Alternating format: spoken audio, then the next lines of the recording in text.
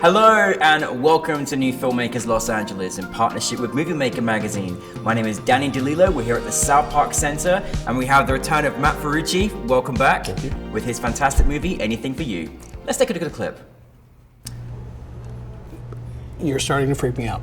Oh, I'm starting to freak you out. You have no idea what it's like, okay? I can't work, I can't sleep. All I know is I want to get weird with someone other than my wife.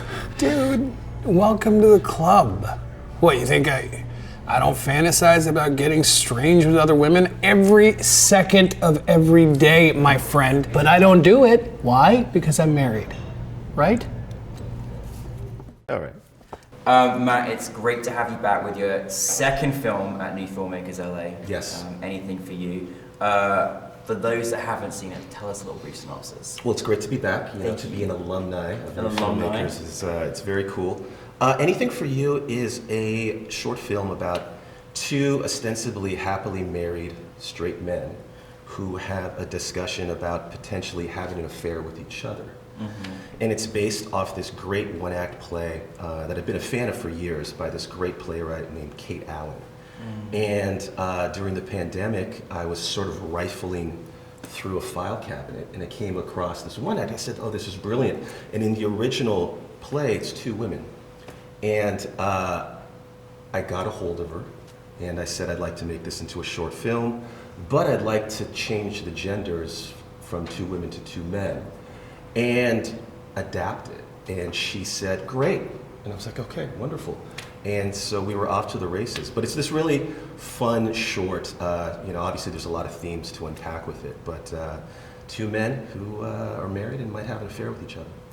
It is, it's a brilliant script, and I love that you came across it. And I just, and actually one of our crew members just said they were cackling, because It really did, it was laugh out loud, literally. It was so good.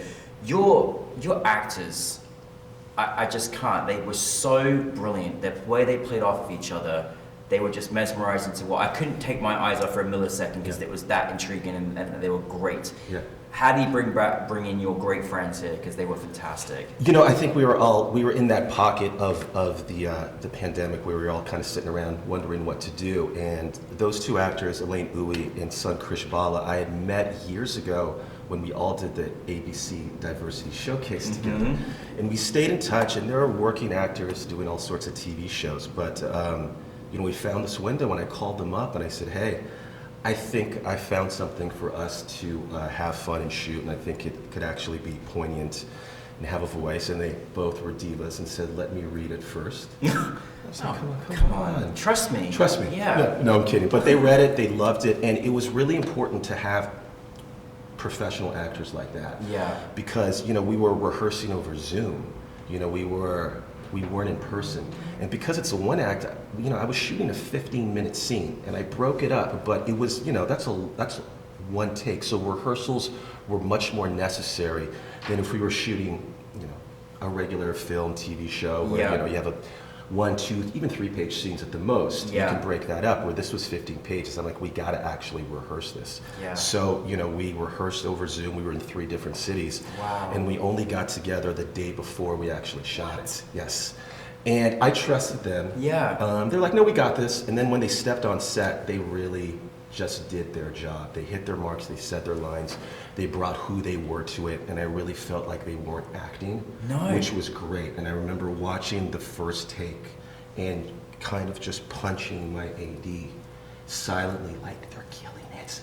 Do you see what they're doing? And it was great. It was great. They were outstanding because they brought the comedy to it by staying grounded. Yeah. That's the whole thing. It's like, this, especially with sort of that subject matter, is the more grounded they were, the more impact the words had. Yeah. So Matt, directing something like this, which is over Zoom, which is fascinating to me that you had them just the day before. Mm-hmm.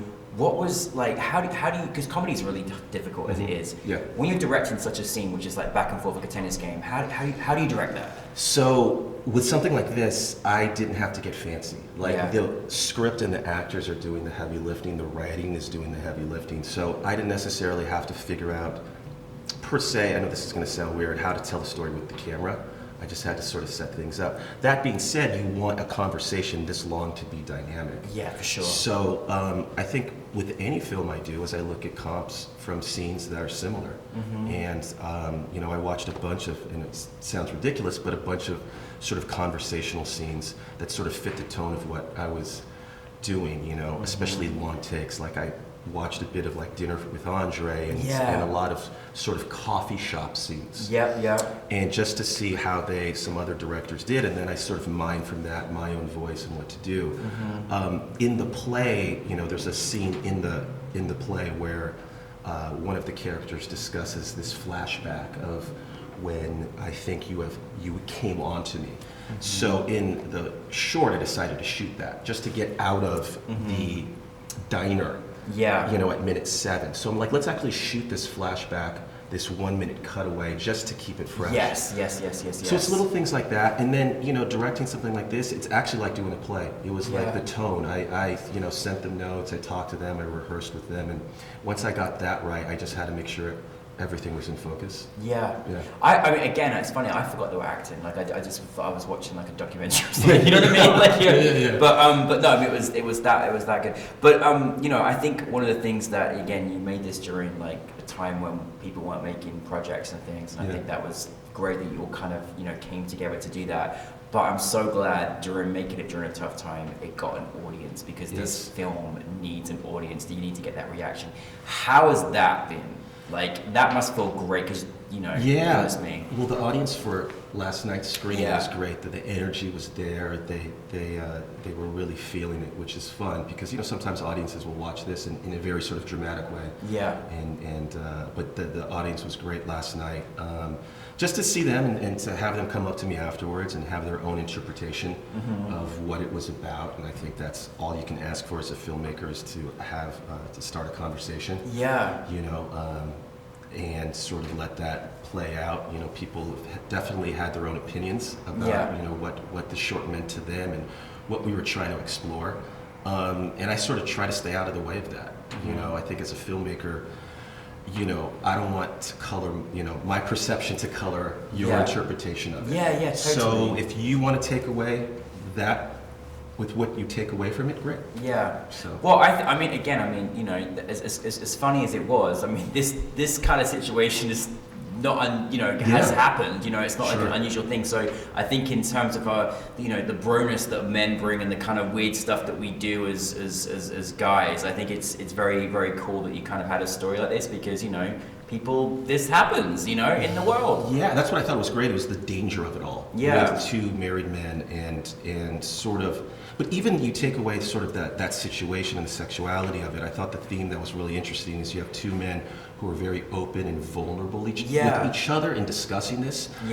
And most men aren't that way. No. So that felt fresh about it. And then we need more of that. Right, and just the Pandora's box of it all. I mean, obviously you have two people talking about doing something, and what are the ramifications of that? What's the ramifications and the complexity of friendship and the boundaries and the limits that test friendships? Absolutely. And what we ask of our friends. Obviously this was a lot more heightened, but, you know, once that box is open, like, can it be closed? Absolutely. And will they act upon this?